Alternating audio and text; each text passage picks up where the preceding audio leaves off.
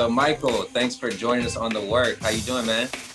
I'm doing good. Just down in Orlando, just getting some work in, but I'm doing well. Yeah, I hope you're enjoying that warm weather. I am. Well, at the work, our first pinnacle question is, when did you realize you were black? So I'm curious to hear your story about that. Um, when I was about 5 or 6 years old, my mom and my stepfather, we moved to a predominant white area. So um, I was one of the only black kids in that area and in the school as well. So I learned, what it felt like to really be black early. I got the, you know, why do you talk like that? Why do you look like that? You know what I mean? I got those, are you even black? I got all those questions like really early in my life. And I got treated, differently, in this small town. So, I had to kind of face that, pretty early on in my life. There was no specific one story where, I could sit here and say, I have a million stories of me feeling like this is only happening to me because of my skin color, because I am black. But, from the start, I was, I had that uncomfortable feeling of, he's the only black kid in the room. And there's a lot of people that made that, kind of obvious. Did you ever feel it too, especially when you played sports? Because like you said, you moved to a predominantly white area, probably for you, most of your teammates, or if not all of your teammates were white and you were the only black guy on the team. For sure. I definitely felt that, at a young age. I can remember, my mom missing, signups because we're new in the town, and they, gave her an extra hard time, for me not to be able to play. I remember, when I eventually was able to play, I remember, jealousy. Kids, were jealous on the team of me because, I was, pretty good at a young age. And, so I definitely, there was definitely a lot of times where I definitely felt like an outcast. Do you feel like it ever impacted your athletic career or just your relationship with people around you or teammates or anything like that? Um, I don't think so. I think, as you get older, you play in, more areas. You start meeting new people, and also, the game changes, right? Like, you're a black male on a team. You're the best player on the team, and then, some switches start to turn on, right? Like, it's no longer the, look at him. It's like, yeah, keep leading us to the, I like winning more than like, I hate, making this like awkward between us because of your skin color. So Right, right. I don't think it, like, I've had many great teammates in the past, white, black, whatever, but I don't think it ever affected, how I played or because I love the game so much that I never really let that get in the way. Yeah, that's real. Because Brandon and I, we talked about before too, especially when it does come to playing sports, that it goes from a position of we don't really want you here to you becoming super celebrated, right? Because you're helping the organization, you're helping the team, you're helping the community, all of that. And one thing, I know you mentioned your mom, but what I do want to talk about is your grandfather, because I think I read that, his name was Michael Carter, but his original name was LeRoy, and he had to change it because people wouldn't work with him. Yeah. So ever hear any of those stories and kind of how that went? Yeah. So, my grandfather and my mom, they used to tell me a lot, about his past. And so basically what happened was he won land on a poker game, a lot of land, like 7 acres of land. And he built a stable, by himself, and he used to, break in horses and he take care of horses. And it was hard for him to get clients because going by the name Leroy in the town that he won the land, everybody knew he was black. If you say, hi, my name is Leroy, they know he's black, and he would get no work. So he changed his name to Mike. And once they got there, they were a little, iffy about, the situation. But once they saw how good he was with the horses, um, they kind of changed their thought and opinion. So he started getting a lot of work. His name kind of started getting pretty big. He was, he trained horses that were in the Kentucky Derby. He's got tons of pictures and everything. And so yeah, and I remember I remember going to the library my freshman year, because I went to that high school, my hometown high school, my freshman year until I left for Rhode Island. I remember going through a yearbook and seeing his picture in the yearbook, and him telling me stories about how they went on a field trip and they weren't allowed to stay in the hotel because he was black. And there was so many different stories of him growing up in that town and experiencing different types of racism. That's an amazing story to know your legacy like that, right? And you're named after him. So that's kind of a pass down. But the thing that's crazy to me about that story is that, his merit had to show. Like they couldn't just go to him based on what he was doing. He had to change something about himself as a black man in America. And I think a lot of us still feel that way today, 50, 60 years later, that you have to assimilate, or, my story was I had to cut my hair off, or different things like that, just to feel like, the society that you live in will work with you and accepts you. Absolutely. No, you're 100% right. Yeah, so we wanted to transition a little bit to the bubble, because I know, you were a part of that. You were a part of kind of a historic movement that happened within the bubble and in the outside world in the wake of George Floyd and Breonna Taylor and everything the NBA put together. So how was that experience, kind of being in the bubble, being a part of kind of the players doing different things, a part of the Jacob Blake moment? Like, just walk us through a little bit of that experience. It was a crazy experience, to be honest. I would never imagine myself, in that position. Just being a part of so many different things, going to, different meetings, and how we can, make things better, how we can use our platform to open more eyes, how we can, protest of what's going on in different ways. And I think it was a great experience. I think we were able to accomplish some serious things that people may not see right away. I think opening up our stadiums for voting was huge. And I think that impacted other sports and teams to do that as well. I think getting the owners to pay for a coalition group for each NBA city, I think that's in the process, and I think that's going to be huge. So I think we were able to get some good groundwork inside the bubble to better our country. And for you, Michael, personally, what do you think are the next steps that you or even your team would need to take into the next NBA season to really keep the momentum going and really keep pushing for racial equality? I think our voices are heard, right? I think everybody, knows, what we're fighting for. We've expressed that, and I think it's time to, put things in action. And I know a lot of people are. I know Chris, Paul, Carmelo, D Wade. They run the Social Change Fund, and I know there's a lot of people that are part of it. I think going back to your cities of where you're playing with and going to the grounds. I recently went to a workshop. Coach Clifford and I, we went to a workshop ran by a guy named Dr. Nelson, and he went to talk to the Orlando Police Department.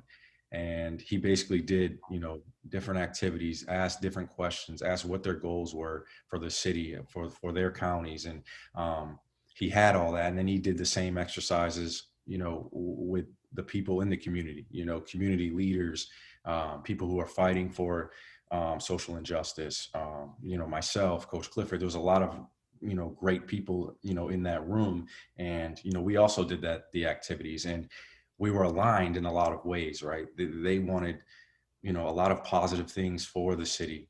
And, obviously the people that fight for the city want positive, things for the city. And they want the law enforcement in our community to be able to blend and to be able to, coexist and not, have animosity and have Black kids growing up, scared of police or have mothers teach their children that, to be afraid of the police. And it was just great insight in how, kind of the police force that, like how they thought, it was really amazing that, you could sit back and be like, okay, I do have anger, I am pushing for something, but I'm able to sit back and listen for 1 second to maybe take a step further in that. I'm always going to fight for justice. I'm always going to, try to make a change. But I think that happens when, you know, at some point it's got to be, okay, like I'm willing to sit and listen of why you act this way and how can we fix this, right? And I think he put it in a great way that police have to be more involved with the community. And the only time the interaction, it can't be the only time an interaction happens is when I pick up the phone and call the police that something bad is happening. And that's the only time somebody sees, it's the only time black people and cops, they interact. And it's going to stay like that forever unless I'm able to see a police officer and say, that's Deputy Joe. Like, what's going on? How you doing? Like, you know what I mean? So, and I think it takes the police force taking that first step and taking that initiative to come down the community and do that. And people have to be welcome. It can't just be a one-way street. I think it has to be both. So I think doing things like that in your own community is where I think people should be at. Yeah, so you're talking about bridging the gap in the community first, right? Exactly. Which I love that. I love that idea and really being local about it. And I've heard you speak a lot about Orlando in particular. And one of the things that you've been doing is protesting a lot. So what inspired you to go to protest, and how do you think that has an impact, on one hand, kind of bridging the gap with the police force, but on the other hand, using your voice and protesting and being on the street? Yeah, I think, when the George Floyd, Breonna Taylor incidents happen, I think a lot of people were angry, and I was myself, and I'm sure we all were. And I think me going to protest I just felt that, like, I know there's a lot of people who must feel like their voices aren't heard. And I think that someone in my, someone who the platform that I have, if I'm able to go down there and be on the grounds with them, maybe they'll feel like their voices are heard. And because they know, certain people will listen to me. I think, I've spoken to the mayor, I've spoken to, Chief Mina, I've spoken to the sheriff. So, like, there's a lot of people that are willing to, speak to NBA players, NFL players. And I think that's the biggest reason why I do it, right? Is because I do want to fight for something bigger than myself, but I'm also giving thousands of other people a voice. I love that. And, to your point and to Brandon's point, that's where, at least me personally, where I do see NBA players and NBA teams really bridging that gap between the community and the police force or even government officials, because you guys do have contacts with them and they are at your hands. And even though they work for the people don't always see it that way. So I love that point. I do want to shift though to Syracuse, because I know you've done a lot of work with them. Obviously, you played there, and I know you also wanted them to come out with a stronger response to Black Lives Matter. But tell us your experience while you were at Syracuse as a Black man. Syracuse was unbelievable for me. I've met some of my best friends in the world there. We had I had a great basketball career there. Those 2 years I were there, we, went to the Elite Eight and Final Four. Everything was great. There was a few incidences where, I think there was a girl who was saying racial slurs on camera that went viral while I was there. So there's been some incidences where there's been some racial stuff that had to do with Syracuse.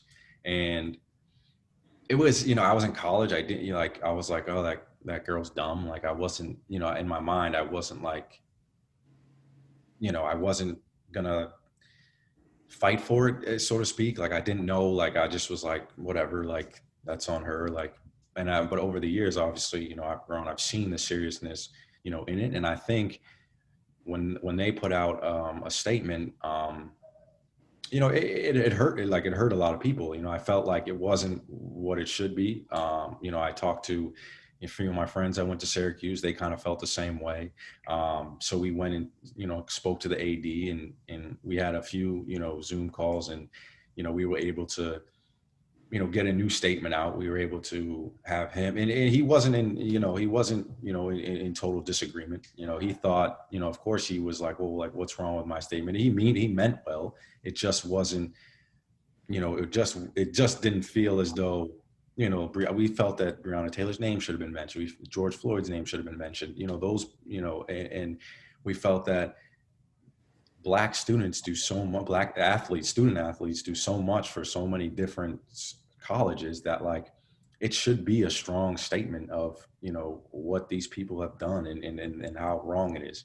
And, they were, eventually they were in agreement with us and they put out a new statement. It was a big press release. And we also wanted to figure out, some of the things we could do around the community. And, we came up with, some different things that, Syracuse was, said they were going to do, so we can kind of hold them accountable to it. And it was kind of, we wanted to take our whole experience, and which we're still in the process of doing, of taking up, me and my, close friend Amadou, he ran track there. We wanted to take that full experience and bring and challenge other people to take it to their schools and hold their schools accountable, because they have so much pull in their schools.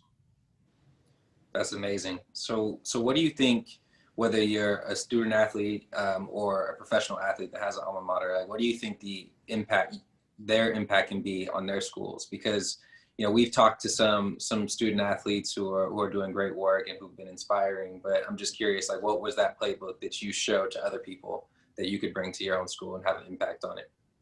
Yeah, I think a lot of times people want to help, even in my position, they just don't really know how. And I think it's, the people that have gone through experiences, have done things like myself and my friend Amadou to bring, that to the table for, you want to help here. This is what you can do. Contact your AD, contact this person, contact everybody you can in your school, get to the, highest person that you can, and maybe have a list of demands that you would love to see. It doesn't have to be a fight or an argument. It's just, I feel as though these situations have happened, whether it's Kentucky, whether it's Duke, North Carolina. I feel everybody has different issues in their own school. I can't say this should be your list of demands for your school, because I don't know if that's an issue in your school. So I think figure out what your school can improve on, and then go from there, and figure out what you would like to see from your school, and go from there. And to be honest, it's hard to say no. Like, as a human being, like, you're asking them to improve their school in a way to help Black people that do so much. It's hard to, kind of turn that down. So I think it's just getting those ideas. Start actually doing it, start contacting people, and try to hold people accountable, because in anything, it's hard to hold yourself accountable, right? Like, if Syracuse holds Syracuse accountable, then there's easy things to slip. But if I hold Syracuse accountable, if my friends hold Syracuse accountable, if the student body athletes hold them accountable, then it's a little different story. Yeah, getting specific and specific asks. I'm with you, Michael. I think that's the biggest thing, and that's the biggest key, because a lot of times, especially as student athletes, you can get in front of your AD, you can get in front of your coaches and all these different people, but you also need to know what those asks are and what you guys all want collectively. So I know, obviously, you could have picked any school that you wanted to go to, and at the time you chose Syracuse. And now we're starting to see some of these younger athletes come up, especially young Black athletes, and start to consider these HBCUs and put HBCUs in their top 5. So if you were to kind of speak to these young athletes, what would you say to them about knowing and understanding the power that they have and their influence, and also knowing their worth, and just the different things that they could bring to an HBCU just by choosing to go there?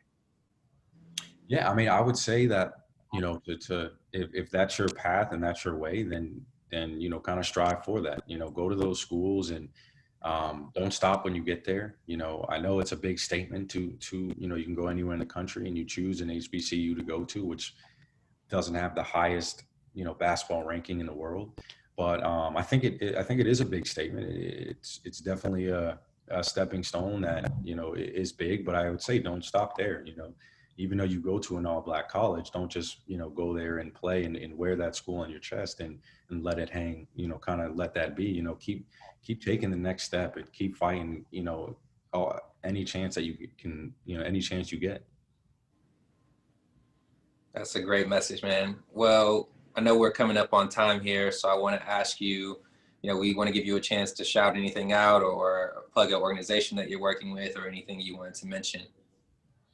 I mean, I could shout, I got an AAU team, we got a few boys teams, we got about 15 girls teams. So, shout out to the MCW Stars. Yes, absolutely. So shout out to them. We do a lot of work in the community. We got a bunch of great people involved. So definitely shout out to them. Follow them on Instagram, MCW Stars. Shout out to the Social Change Fund, which I'm a part of. The Orlando Magic, organization, Coach Clifford, he's done he's been amazing. Every step of the way, he fights for education reform, putting Black history into education more and teaching people what it, means to be Black. And he's gone above and beyond in the community. He went to the Amway Center for, a week straight just to, encourage people to vote. So shout out to him for being a leader and being a white man and being a leader in this time, which is, unreal. So, yeah. Okay. So Michael, I know you're getting involved with the Social Change Fund. So maybe tell us a little bit more about what the organization is and where you're trying to get involved with. Yeah, it's a group of athletes that, want to have an impact, in their communities. And basically you kind of pick a category that you want to focus on, whether it's, education, whether it's voting, whether, whatever the case may be. And, you kind of choose whatever you want to do. You can hold an event.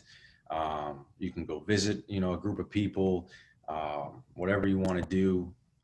They help you with that, and everybody in the organization, they help you with it also, right? So say if I want to, do something with education, right?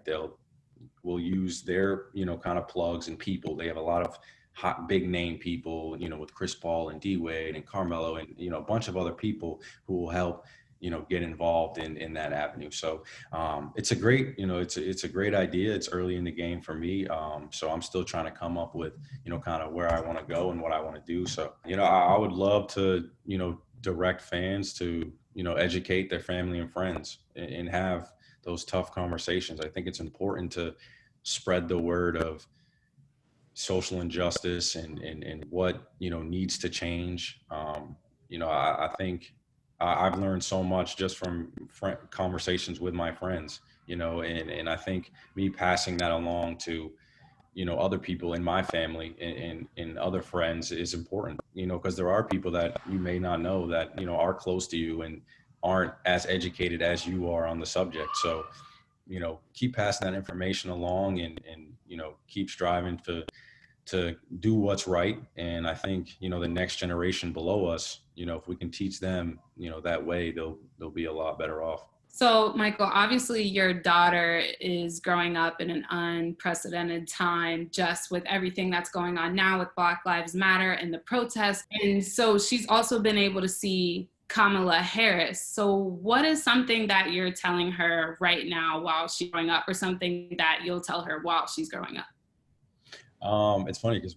she's actually Indian and Black as well. So wow. I know, yeah, Kamala Harris is also, but yeah, I would, definitely teach her about the history, educate her on, kind of what the world hopefully used to be, and and have her always, fight for a good cause, no matter what it is. It doesn't have to be, Black people or brown people. It can be, for whatever she, wants to fight for. But, I would encourage her to, to do that and to always give back to, the community that she lives in and to uplift, all people.